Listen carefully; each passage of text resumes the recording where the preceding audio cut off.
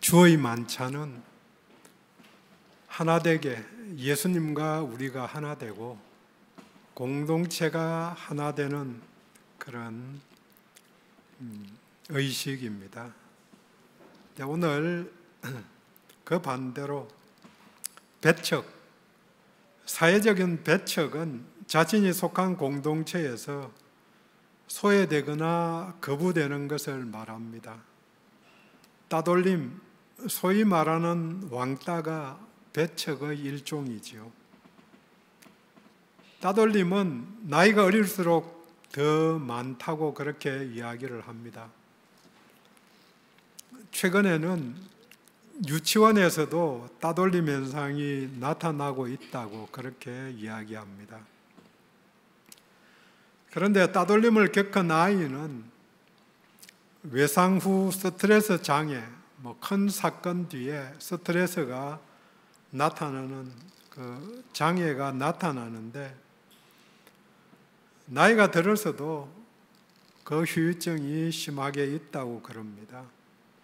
이런 경험을 한 사람들에 대해서는 주변의 적극적인 배려와 도움이 필요합니다. 어느 사회나 배척이 있어 왔습니다. 종교적으로는 배척은 출교를 들 수 있습니다. 최근에 뉴스를 하나 봤는데요. 교황을 강하게 비판했던 추기경은 아니고 주교였는데 주교를 출교시켰다고. 교황을 비판을 아주 세게 했기 때문에 출교의 벌을 내렸다고 그렇게 한 뉴스를 보았습니다. 어느 사회나 배척이 있어 왔습니다. 신약 시대의 유대인 공동체에서 출교는 사형 선고와 같은 의미였습니다. 현재에도 추방과 배척이 가장 적나라하게 나타나는 곳이 무슬림 사회에서 기독교로 개종한 사람들이 겪는 일입니다. 무슬림 사회에서 기독교로 개종한다는 것은 공동체에서 모든 것을 포기한다는 것을 의미합니다. 조금 더 나가면 공동체의 추방은 생존권의 위협을 받게 됩니다. 모든 것을 그대로 두고 몸만 나가야 합니다.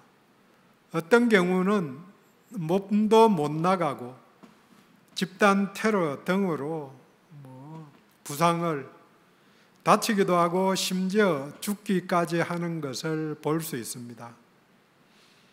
마가복음은 베드로의 제자인 요한 마가가 65년경에 로마에서 기록하였다고 그렇게 알려져 있습니다.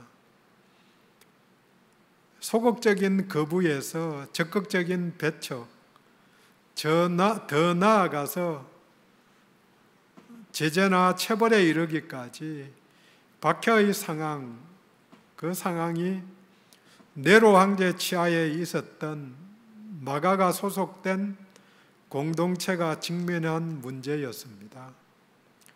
그래서 마가복음은 거부와 배척 그리고 박해받는 이야기를 반복적으로 제시합니다. 이를 통해서 구원자이신 예수님, 창조주이신 예수님이 겪으신 그 박해를, 그 고통을 성도들도 당하게 되는 것이니까 부활의 소망을 갖고 의연하게 감당하고 나가자고 성도들에게 용기를 북돋아 주는 복음서입니다.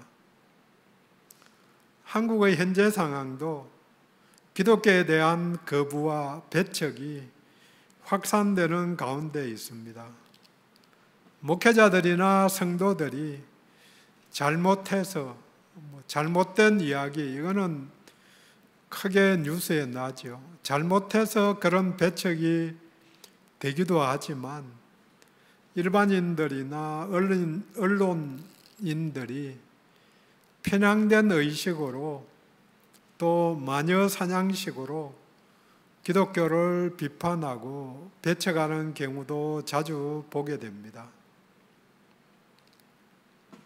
스스로는 선한 일을 하려고 하는데 거부당하는 일이 생기기도 합니다.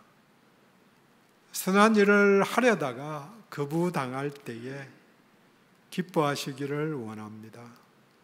마태복음은 5장 10절에 의를 위하여 박해받는 자는 복이 있다. 천국이 저희 것이다. 그렇게 말하지만 마가의 스승인 베드로도 베드로전서 3장 14절에 의를 위하여 고난을 받으면 복 있는 자다. 꼭 같은 말을 하는 거죠.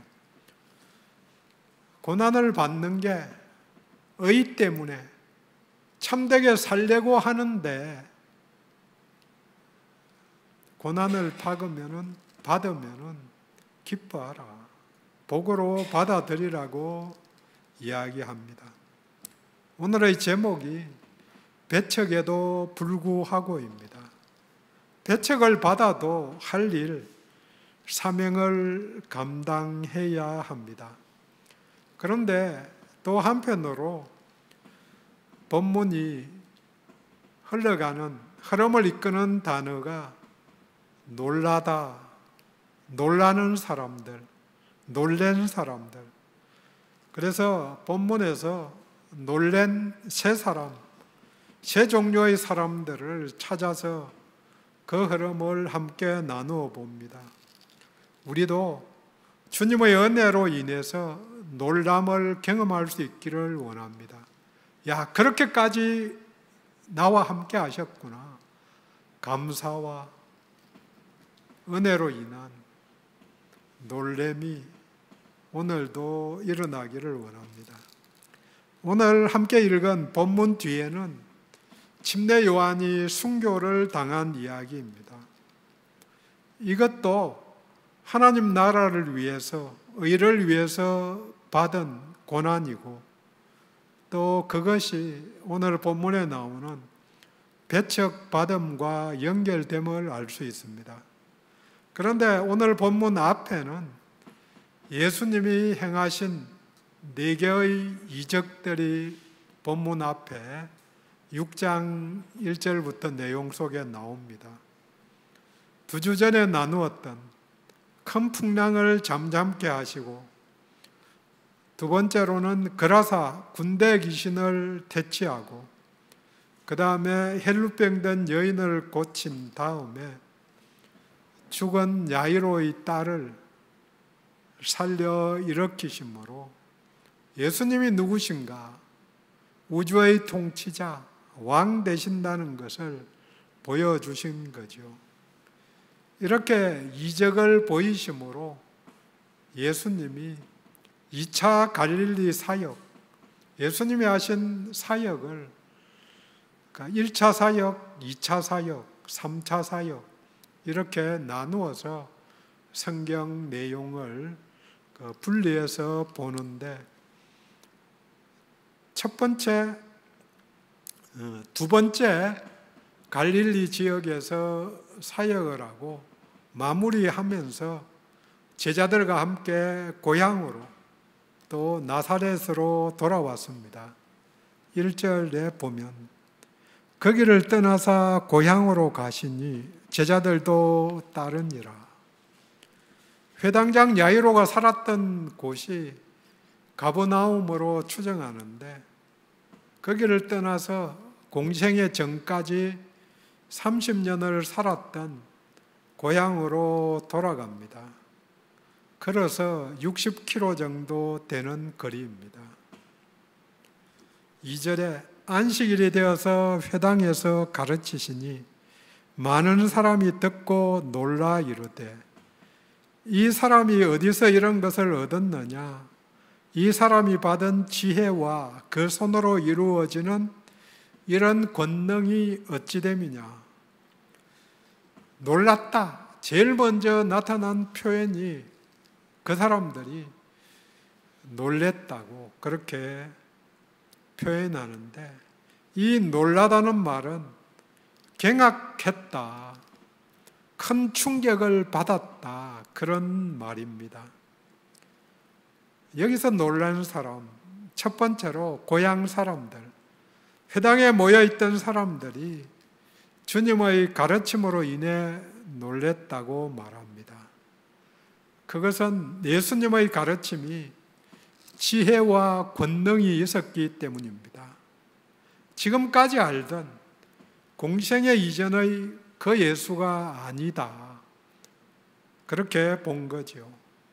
지혜의 왕이신 분, 창조주이신 분이 가르치신 것이니까 그 가르침에 권세가 있었습니다. 예수님은 누구신가? 우리가 성경 말씀을 볼 때 끊임없이 찾아보아야 하는 게 예수님이 누구신가? 복음서에서, 또 신약 성경에서는, 구약에서는 예수님을 어떻게 드러내시기를 원하는가? 하나님의 역사를 통해서 봐야 되는 거죠. 예수님은 2절 내용대로 지혜자, 권능자, 지혜와 권능이 있으신 분. 그러니까 우리들도 문제가 있으면 일단 지혜가 충만하신 예수님께 물어봐야죠. 내 지혜로는 해결이 잘 안 되네요. 그래서 어떻게 해야 되는지 방법을, 또 권능을 오늘 나에게 보여달라고, 주님의 능력을 보여주시라고 기도해야 할 줄 압니다. 하지만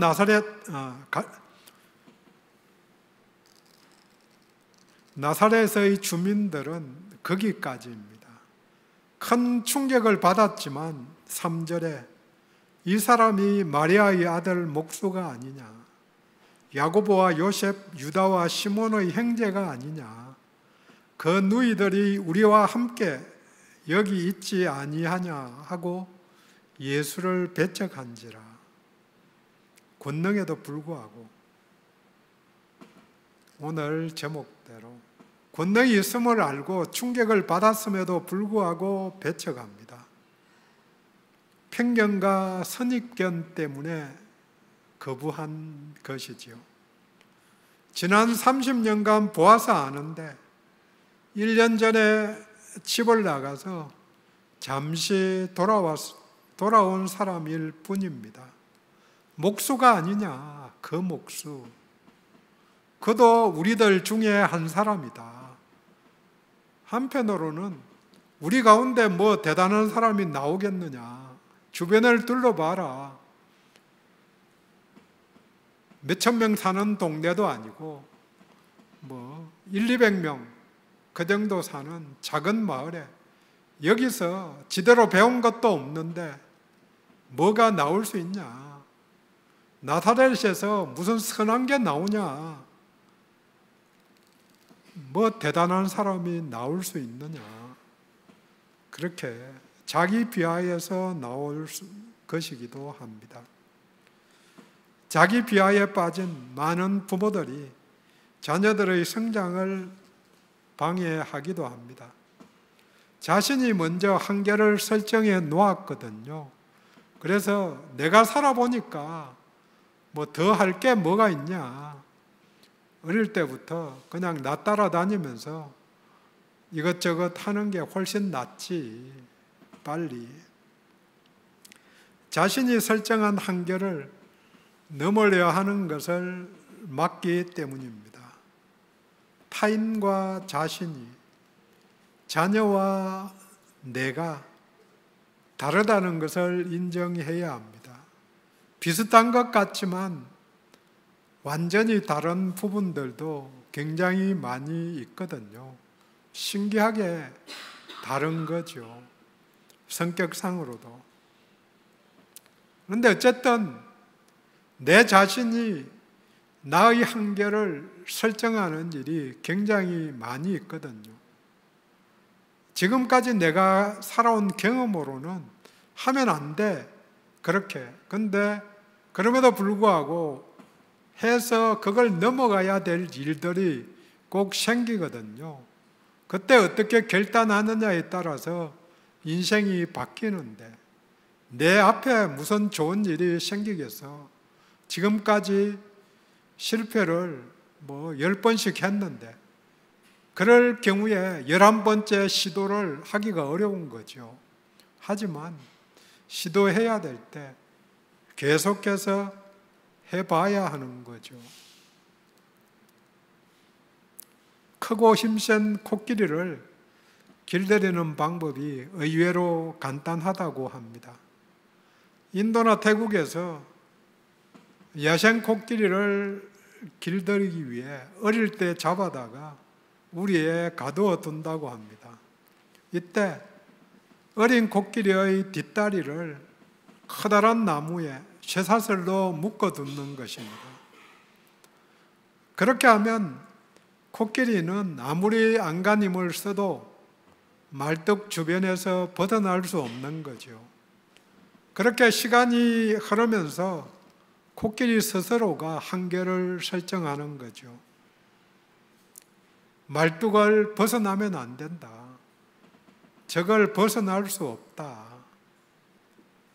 커서도 그 족쇄, 말뚝을 뽑아버릴 힘이 충분해져도 더 이상 시도를 안 하는 거죠.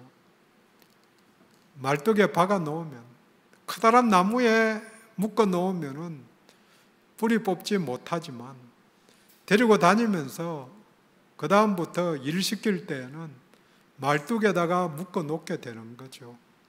그 말뚝, 사람이 박은 것이니까 코끼리 힘이면 뺄 수 있는 거죠.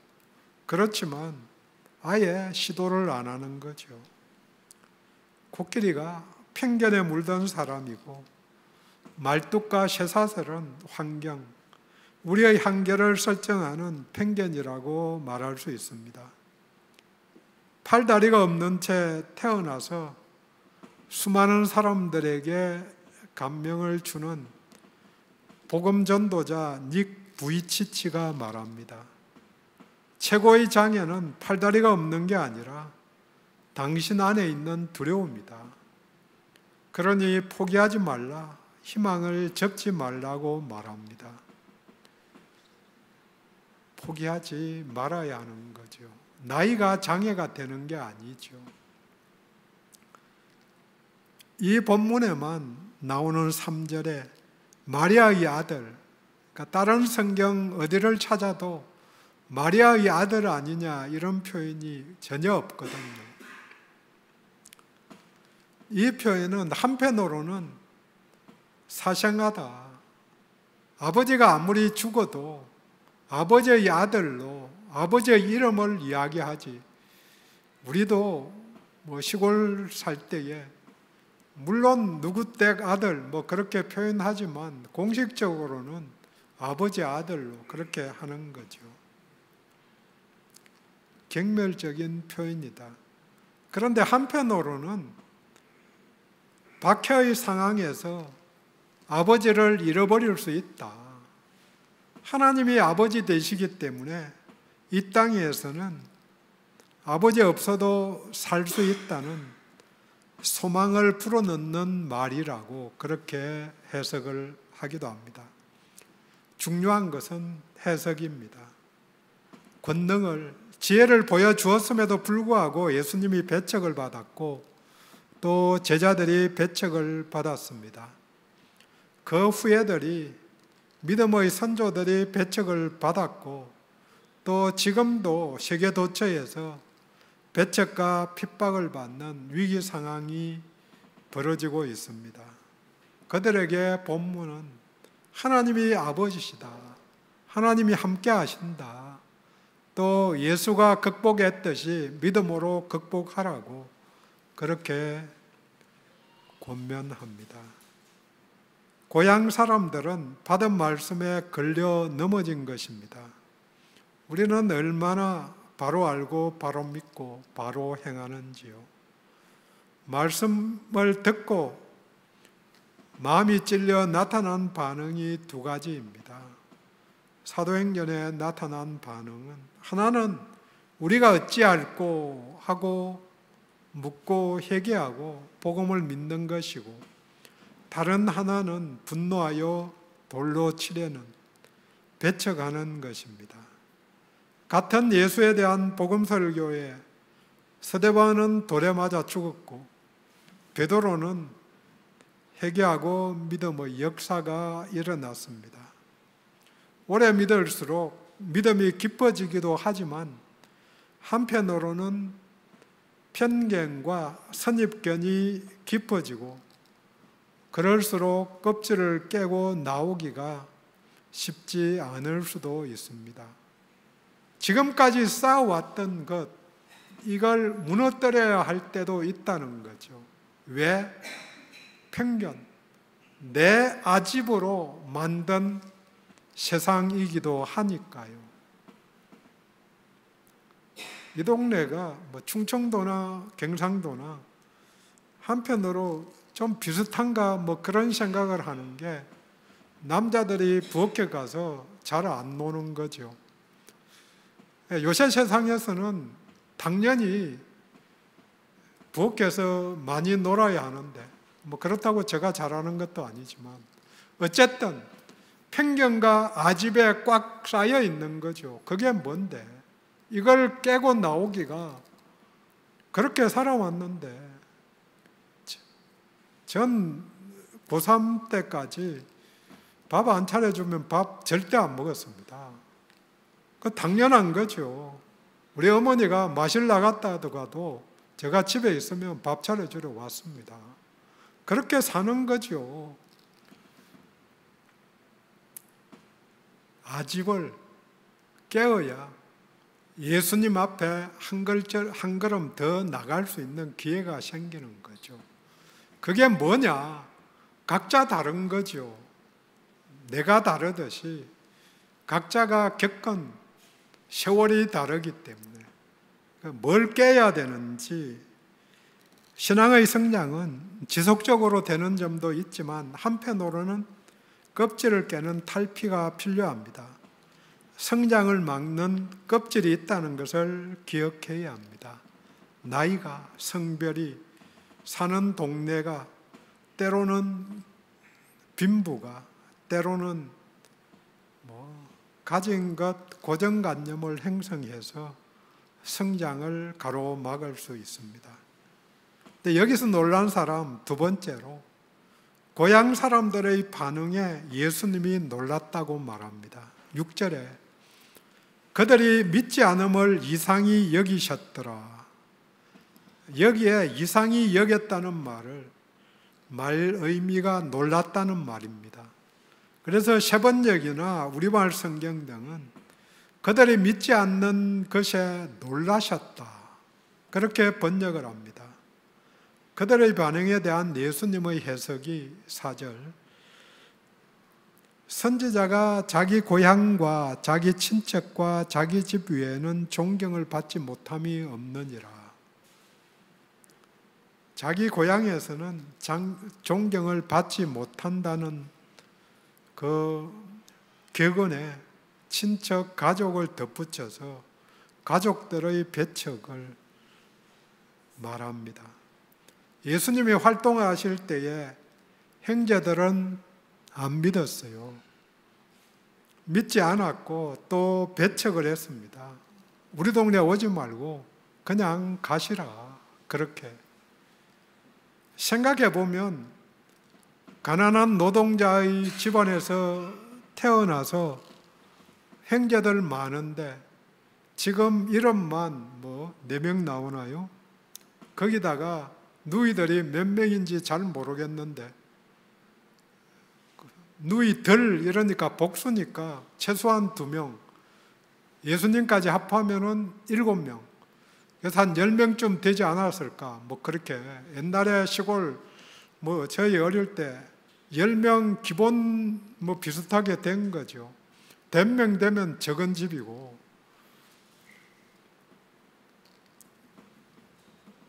가난한 노동자의 집에서 장남인 예수가 어머니는 부양 안 하고 밖으로 돌아다니기 시작했는데 형제들 입장에서는 내어놓은 거죠. 선지자 예레미야도 고향 아나돗에서 배척을 받았습니다. 그래서 우리 손에 죽을지 모르니까 예언하지 말라. 회개하라는 말은, 또 멸망할 것이라는 말은 누구나 싫어할 수 있습니다. 하지만 그 상황에서도 순종하는 사람이 있고 그들은 복이 있습니다. 어떤 말이든 진리에는 두 가지 반응이 나옵니다. 순종과 불순종, 회개와 배척. 예수님이 놀라셨기 때문에 고향 사람들은 은혜를 잊지 못했습니다. 5절에 거기서는 아무 권능도 행하실 수 없어 다만 소수의 병자에게 안수하여 고치실 뿐이었다. 이적이 더 많이 드러날 수 있는데 소수만 혜택을 본 거지요. 믿으려 하지 않는 사람들. 그래서 우리 주님은 본문 바로 앞에서 해당장 야이로에게 두려워하지 말고 믿기만 하라. 믿기만 하라. 믿음이 있어야 그 위에 역사가 일어나는 거죠. 믿음이 있어야 나도 바뀌고 내가 변화되는데 왜 변화되지 않는 건가? 믿음이 없으니까. 그런 부분에 있어서 맡기지 못하니까, 내 영역으로 내가 주권적으로 잡고 있으니까. 배척을 받으셨지만 6절 후반절로 고향 이야기를 마무리합니다.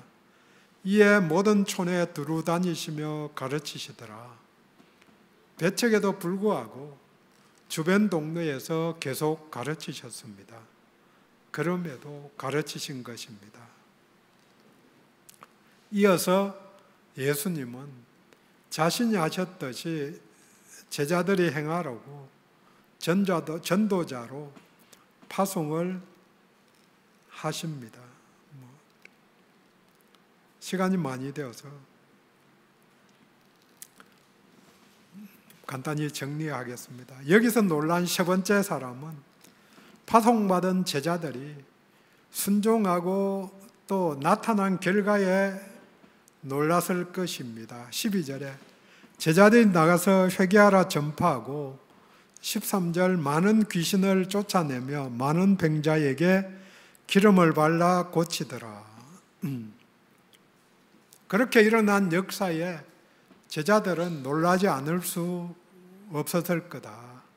13절에 많은이라는 말이 두 번씩 나오면서 치유 사건 또 귀신 축줄 사역이 많이 일어났다고 증언합니다. 한 번, 두 번도 아니고 두 사람씩 짝을 지어 갔으니까 6팀인데 6팀에 많은 일들이 생겼으니까 얼마나 많이 생겼을까. 그러니까 그들도 놀라지 않을 수 없었을 거다. 권능을 설명을 잠깐 안 드렸는데 제자들도 권능을 부여받아서 예수님이 권능을 가지셨는데 그걸 주셨기 때문에 그걸 가지고 나가서 그런 역사가 일어난 겁니다. 정리합니다. 본문은 고향 사람들이 예수를 배척했지만 예수님의 가르침을 통해 예수님이 지혜가 있고 권능이 있음을 고백하고 경악했습니다. 하지만 이 고백이 편견으로 말미암아 믿음으로 연결되지 않았습니다. 여기에 대해서 예수님이 이상히 여겼다, 놀랬다. 믿어야 할 사람들이 지혜와 권능이 드러났음에도 불구하고 믿지 않은 것에 놀랄 수 있는 거죠. 본래적인 권능이 있으셨기 때문에 제자들에게 권능을 주셔서 사역 지침을 주시고 배척받을 때에 훌훌 틀어버리고 돌아오라고 그렇게 말씀하시지요. 살아가며 내가 예수 안에 있기 때문에 배척받을 수 있습니다. 배척에도 불구하고 예수님이 모든 촌에 다니고 배척을 본 제자들이 다른 동네에 다니면서 복음을 전했습니다. 우리 각자도 주 안에서 받은 권능이 있습니다. 스스로는 권능이 없지요. 하지만 주님의 일을 하려고 할 때에 주신 권능으로 그 일을 감당해 낼 수 있습니다. 제자들이 한 일, 우리에게도 맡겨주신 일이고 또 감당해 낼 수 있습니다. 기도합니다.